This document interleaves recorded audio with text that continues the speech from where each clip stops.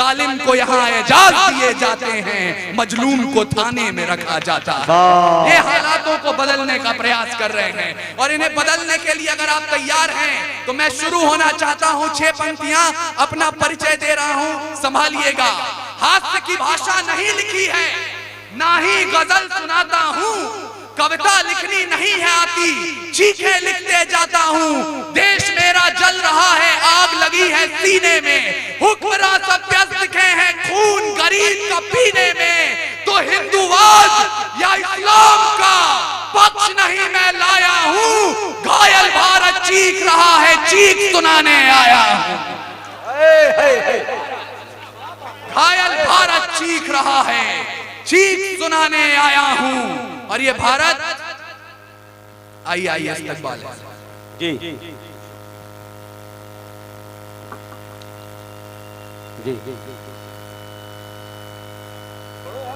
पढ़े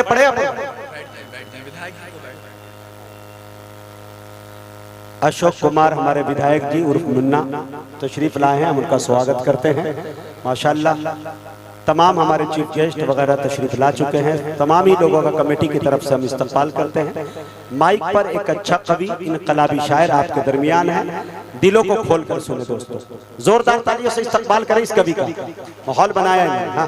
घायल भारत चीख रहा है, चीख सुनाने आया हूं। और ये भारत सिर्फ सरहदों पर घायल नहीं होता है, जब मंदिर मस्जिद के नाम पर हथियार उठाया जाता है। और मुझे बताइएगा सतमलपुर वालों कि खुदा ने अगर दिल में इबादत के लिए इश्क दिया है तो रगों में इंकलाब के लिए खून भी दिया है। उस खून की हरारत को भी जिंदा रखिए। जब मंदिर मस्जिद के नाम पर हथियार उठाया जाता है या दुधमुंहों को भी हवस का शिकार बनाया जाता है, जब मठों के मठाधीश भी क्रोध में आने लगते हैं या मौलाना बारूदी पैगाम सुनाने लगते हैं, जब शाहरुख खान के बेटे को सजा कड़ी दी जाती है और अडानी पोर्ट की बात नहीं की जाती है, पेट्रोल की कीमत चढ़ते चढ़ते छूले आसमान को, पेट्रोल की कीमत चढ़ते चढ़ते छूले आसमान को, या लखीमपुर में सत्ता ने जब रौंद दिया किसान को, अरे न्यूज चैनलों ने भी जब राग दरबारी सीखा है, तब तब भारत जख्मी होकर मेरे जरिए चीखा है। अच्छा है भाई बाप। मैंने बहुत बचपन में शिवोम अंबर साहब को सुन लिया था कि या बदचलन हवाओं का रुख मोड़ देंगे हम, या खुद को वाणी पुत्र कहना छोड़ देंगे हम। और जिस दिन भी सच लिखने में कांप गई कलम, कागज को फाड़ देंगे कलम तोड़ देंगे। तो इसलिए आदरणीय विधायक जी और थाना प्रभारी महोदय, आप लोग जहां हो इस भाषा को इसलिए सुनते रहिएगा क्योंकि अगर ये आवाजें जिंदा रहेंगी तो हिंदुस्तान के इंकलाब की मशालें जिंदा रहेंगी। और मैं आप लोगों से भी गुजारिश करना चाहता हूं, मैं निराशा बांटने नहीं आया हूं। ये सरकारें, ये सियासत, ये सत्ता का गुरूर, ये विपक्ष की कमजोरी 5 साल 10 साल 15 साल की हैं। भारत देश 5000 वर्ष पुरानी सभ्यता है, भूलिएगा मत। जब पूरी दुनिया को चिन्ह ज्ञान तो छोड़िए अक्षर ज्ञान नहीं था, हमने 4 वेदों की रचना कर दी थी। इस मिट्टी की कोख से निकला एक पत्थर जिसे कोहिनूर कहते हैं, उसे खरीद सके इतनी हैसियत पूरी दुनिया की दौलत में नहीं थी। और तो और सिकंदर की शमशीर में इतना फौलाद नहीं था, उसके किसी भी सैनिक के पांव की इतनी औकात नहीं थी कि इस मिट्टी के एक भी जर्रे के माथे पर विराजमान हो जाए। तब जाकर अल्लामा इकबाल ने लिखा, यूनान मिस्र रोमा सब मिट गए जहां से, कुछ बात तो है कि हस्ती मिट्टी नहीं हमारी, सदियों रहा है दुश्मन दौरे जहां हमारा, सारे जहां से अच्छा हिंदुस्तान हमारा। और आपको सोचना होगा, आपको समझना होगा कि वो क्या बात है। कुछ बात तो है कि हस्ती मिट्टी नहीं हमारी। वो क्या बात है कि पिछले 900 सालों में शक, हूर, तुर्क, तातार, कुषाण, यवन, चंगेज, पठान, मंगोल, मुगल, डच, फ्रांसीसी, पुर्तगाली और अंग्रेज आकर चले गए, हिंदुस्तान अभी भी जिंदा है। वो कारण मैं आपको बता रहा हूं। आप दुनिया भर के साहित्य पढ़ लीजिए, जिस धर्म ने, जिस सभ्यता ने उन पर हुकूमत किए, साहित्य को उसका रंग दे दिया, उसकी भाषा दे दी। अकेले हिंदुस्तान का साहित्य कहता है कि मंदिर में दाना चुगकर चिड़िया मस्जिद में पानी पीती थी। मैंने सुना है राधा की चुनरी सलमा बेगम सीती थी। रफी था, महफिल में रघुपति राघव गाता था, एक प्रेमचंद जो बच्चों को ईदगाह सुनाता था। वो हिंदुस्तान देखना चाहते हैं हम, लेकिन हमारी जवानियों को आज लगता है कि आधी रात को नाइट क्लब में हाथ में बियर की बोतल लेकर ठुमके लगाना जवानी का मतलब है। क्षमा कीजिएगा, ऐसा नहीं है। खुदी राम ने खुददारी से हंसकर जिसका दान दिया, भगत सिंह ने चूमा फंदा और जिसे कुर्बान किया, आगोश में जिसके सुभाष से निकले लश्कर हिंद बनाया था, फतेह सिंह और जोरावर ने दहलीज में जिसे ठुकराया था, संघर्षों में बुनियाद बनी जो आजादी के बोल की, सुलग रही थी गर्भनाल में शेखर के पिस्तौल की, और खिल रही थी रोम रोम में अशफाकुल्ला खान के, वही जवानी दौड़ रही है खून में हिंदुस्तान के। क्या बात है, बहुत अच्छे भाई। वही जवानी दौड़ रही है खून में हिंदुस्तान के। लेकिन इस जवानी में कलकत्ते में जो होते हुए देखा है, इसने मणिपुर में जो होते हुए देखा है, आप बच्चों को लाख अहिंसा पढ़ा लीजिए, प्रत्यक्ष क्या है मैं बता रहा हूं।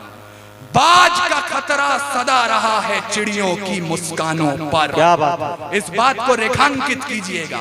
लाख अहिंसा का पाठ पढ़ाएं आप, पर बाज का खतरा सदा रहा है चिड़ियों की मुस्कानों पर, और दीपक भारी नहीं पड़े हैं आंधी और तूफानों पर। क्या बात है। आज तलक तो भेड़ियों ने प्रीत के गीत नहीं गाए, घोर अमावस की रातों से जुगनू जीत नहीं पाए। अरे ताप सूर्य का ताल ठोक कर सुबह की ओस से जीता है, सिर्फ कहानी किस्सों में कछुआ खरगोश से जीता है। बिन परवाज के चिड़िया पर तनिक नहीं इतराती है, हाथ जोड़कर मधुमक्खी भी छत्ता नहीं बचाती है, और अंबर की नपाई जैसे पंखों से की जाती है, शहद के छत्ते की रक्षा भी डंकों से की जाती है। इसलिए डंक मारना भी सीखिए। सुने जवानी बिहार की भी, दोनों मुट्ठी भींच के राह रोकिए तूफानों की तलवारों को खींच के। अरे परिवर्तन का नया उजाला केवल मशाल ही लाएंगे, और चिराग जलाकर इंकलाब ना आए हैं ना आएंगे। आप सबके बड़े और हमारे भी आदरणीय रजा साहब यहाँ आ गए हैं। उन्हें मैंने देखा तो उनकी कही एक बात मुझे याद आई। आज जब मैं उनके साथ बैठा था तो उन्होंने फरमाया कि आज उंगलियां उठा दी जाती हैं एक कौम पर, और कह दिया जाता है कि ये कौम उस पार चली जाए। बैठ जाइए, बैठ जाइए, बिहार है, सब चलते रहता है, बैठ जाइए, बैठ जाइए चचा, बैठ जाए भाई। कमेटी के सारे लोग मौजूद हैं यहाँ, मुशायरा सुनने की कोशिश करें जी। तो उन्होंने कहा कि किसी एक कौम पर आज उंगलियां उठा दी जाती हैं और कहा जाता है उस पार चले जाओ। मेरे बड़े भाई नजमे हसन यहाँ बैठे हैं। हम ये संघर्ष उस समय से कर रहे हैं जब इसका शुरुआती दौर था। आज ये पौधा पनप कर पेड़ हो गया, और कहा जाता है कि उस पार चले जाओ, कोई एक कौम हिंदुस्तान से प्यार नहीं करती। तो रजा साहब का कहा हुआ वाक्य है, मैं यहाँ कोट कर रहा हूँ। उन्होंने कहा कि आप तो वंदे मातरम बोलते हैं, भारत माता की जय बोलते हैं, चले जाते हैं, सिर्फ जुबान से बोलते हैं, लेकिन एक सच्चा मुसलमान जो 5 वक्त की नमाज पढ़ता है, जब नमाज पढ़ने के बाद अपना माथा मादरे वतन की मिट्टी से छुआ देता है तो हर बार वंदे मातरम बोलता है। वाह, क्या बात। और मेरी रगों में एक हिंदू माँ का खून बह रहा है। उसके बाद भी मैं आपसे कहना चाहता हूं, जितना मैंने इस्लाम को समझा है और कुरान को समझा है, कुरान में लिखा है अगर पानी की कमी हो और नमाज अदा करनी हो, आप उससे पहले वतन की मिट्टी से वजू कर लें, तब भी नमाज कबूल हो। क्या बात। और ये आजादी का इतिहास है। इतिहास के पन्ने पलट के देखिएगा, जब जलियांवाला बाग में जनरल डायर ने गोली चलाने का आदेश दे दिया तो उनसे पूछा गया क्यों चलवाई थी गोली, बोले पठान भाग रहे थे इसलिए गोली चलानी पड़ गई। तब अब्दुल गफ्फार खान ने खड़े होकर कहा था कि अगर गोरी सरकार एक भी पठान की पीठ पे गोली दिखा दे तो मुसलमान उसी समय आजादी के संग्राम से पीछे हट जाएंगे। पूरे 5 दिनों तक पोस्टमार्टम चला, 76 पठानों की लाश मिली और 76 के 76 ने गोली अपने सीने पर खाई। और मैं इसलिए बोल रहा हूं क्योंकि ये इस मंच का काम है जोड़ना, तोड़ना खादी का काम होगा, मंच का काम है जोड़ना। और मैं अपने बड़ों से सुनते आया हूं, कविता और शायरी कभी भी सियासत का समर्थन नहीं करती है। जिस दिन शायरी सत्ता के समर्थन में उतर आती है उस दिन या तो सरकार गिरती है या शायरी मरती है। हमें दोनों में से कोई काम नहीं करना है। और मुझे माफ करेंगे लेकिन अगर कोई बैठे हो तो अपने बड़ों तक ये बात पहुंचाइएगा कि हमारे मुल्क में मुसलमानों की पहचान अजमल कसाब से नहीं होती जो ताज होटल में घुसकर 166 लोगों को मौत के घाट उतार दे।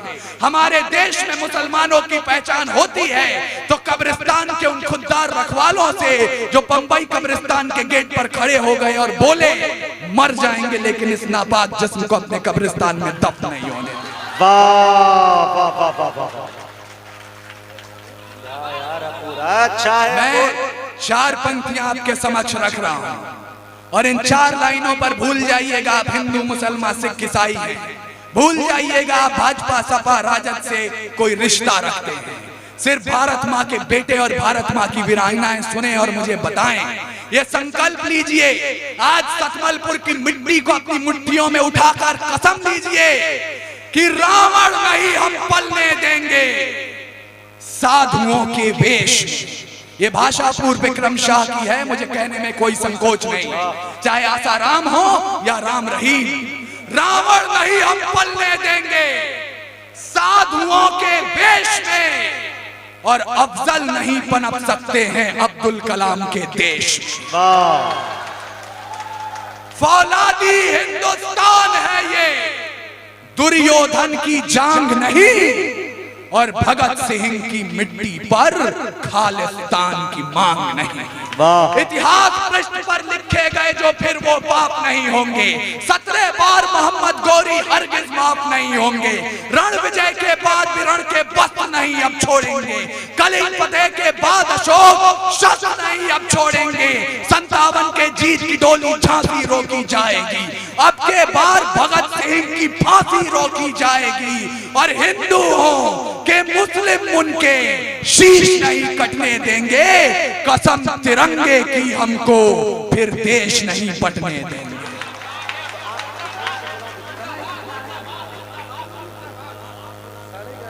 आदरणीय अभी वसीम भाई ने आजादी की बात की थी, आजादी के संग्राम को आपके समक्ष रखा था।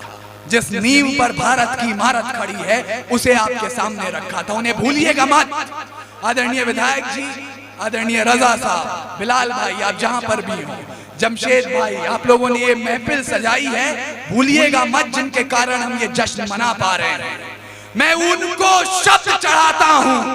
ये अब शुरू हुआ है, हिंदू मुसलमान सिख ईसाई खोजा बोहरी पठान ब्राह्मण राजपूत जाट कबो, ये आज से 77 साल पहले नहीं था। जब गोरी चमड़ी सामने खड़ी थी आप और हम एक होकर दीवार बने थे। मैं उनको शब्द चढ़ाता हूं, हिंद जिनकी जान था, नाम हिंदुस्तानी जिनका मजहब हिंदुस्तान था। रक्त से रंगते थे धरती को अरियों की ललकार पर, जय हिंद का नारा सदा लिखा था जेलों की दीवार पर। और बदन पे बंधी थी बेड़ियां, दिल मगर आजाद था, और रक्त के अंतिम कतरे में भी भारत जिंदाबाद था। हम वहां से देश को यहां पर लेकर आए और आज भी कह दिया जाता है, दे दी हमें आजादी बिना खड्ग बिना ढाल, साबरमती के संत तूने कर दिया कमाल। मुझे क्षमा करेंगे, भारत छोड़ो का नारा, इंकलाब जिंदाबाद का नारा सिर्फ कागज और कलम से नहीं हुआ था, सिर्फ चरखा काटने से आजादी नहीं मिली थी। अरे गुलाम निराश इतिहास को तब शौर्य की झंकार मिली, तात्या की तलवार के संग जब झांसी की तलवार मिली। वीर कुंवर सिंह और नाना साहब की शमशीर ब्रिटिश पर भारी थी, बहादुर शाह को तख्त नशी करने की तैयारी थी। तभी छुरा धंसा पीठ में और बगावत हार गई, भारत की ही पतवारों से गोरी नैया पार गई। जिस लक्ष्मीबाई का तेवर मराठों को भी प्यारा था, बुंदेलखंड का एक राजवंश रानी का हत्यारा था। और मैं ये इसलिए बोल रहा हूं क्योंकि आज के फर्जी राष्ट्रवादियों को यह सोचना होगा कि जिस राष्ट्रवाद के नाम पर आप तलवारें और झंडे उठा लेते हैं, 1857 में महारानी झांसी का कत्ल जिस खानदान ने किया, उसके चिराग को आज आपने केंद्र में मंत्री बनाकर बिठाया हुआ है। सांप जब तक आस्तीनों के न मारे जाएंगे, और ये सच बोलने का हौसला दीजिए मुझे कि सांप जब तक आस्तीनों के न मारे जाएंगे, हौसला कितना भी हो, हम जंग हारे जाएंगे और दुश्मनों के संग तो हम फिर करेंगे फैसले, पहले घर के जाहिलों के सर उतारे जाएंगे। वाह। दुश्मनों के संग तो हम फिर करेंगे फैसले, पहले घर के जाहिलों के सर उतारे जाएंगे। और मैंने बहादुर शाह जफर की बात की। जब बहादुर शाह जफर रंगूर में नजरबंद थे, अंग्रेजों के एक चापलूस ने उन्हें 2 पंक्तियां लिखी और सुनाई। कहा कि दमदमे में दम नहीं है, खैर मांगो जान की, ऐ जफर झुकने लगी शमशीर हिंदुस्तान की। बहादुर शाह जफर ने कील उठाई और दीवानों पर उन 2 लाइनों के साथ 2 लाइनें और शुमार की और कहा कि आप कहते हैं दमदमे में दम नहीं है, खैर मांगो जान की, ऐ जफर झुकने लगी शमशीर हिंदुस्तान की, तो जवाब भी सुनते जाएं, गाजियों में बू रहेगी जब तलक ईमान की, तख्ते लंदन तक चलेगी तेग हिंदुस्तान। वाह। ये वतन परस्ती का जुनून और जज्बा है जो आपके समक्ष है, लेकिन लोग कहते हैं मुझसे ये राज खोलना ठीक नहीं, जहां बात हो मजहब की वहां बोलना ठीक नहीं। मंदिर मठ के मालिक हैं जो मस्जिद के पहरेदार हैं, उनकी दालानों में पलते दिल्ली के दरबार हैं। उन लोगों को हाथ जोड़कर गले लगाना चाहिए, उनकी तारीफों से भरा गीत सुनाना चाहिए। अरे भूल गए उनके कारण कब्र बनाई जाती है और कहीं शमशानों में चिता जलाई जाती है। कुछ लोगों की जमीर बिकी तो मजहब नीलाम हो गए, वोट मांगने वालों का भी नारा राम हो गए। अरे गद्दारों ने घंटी गुंबद को तर्क करना सिखा दिया, अम्मी और माँ में भी फर्क करना सिखा दिया। हम उस फर्क को मिटाना चाहते हैं और इसलिए अंतिम पंक्तियां मुझे विदा कीजिएगा। आप लोग जो यहाँ पर आए और अपना कीमती समय इस मुशायरे को, इस कवि सम्मेलन को दे रहे हैं, वो इन लोगों की मेहनत से, शायरों की मेहनत से और आपकी मेहनत से सफल होता है। एक कसम उठाइए और मुझे विदा कीजिए कि सच्चाई की आवाज है, ये बंद ना हो पाएगी और तिमिर की घोषणा बुलंद ना हो पाएगी। वाणी का जय घोष कभी हथियार नहीं डालता, कातिलों की झोली में ये प्यार नहीं डालता। भारत की आन रहे शीश भी कटाएंगे, सरहद से आवाज आए खून भी बहाएंगे और लहू की रवानी में उफान होना चाहिए, अंबर से भी ऊंचा हिंदुस्तान।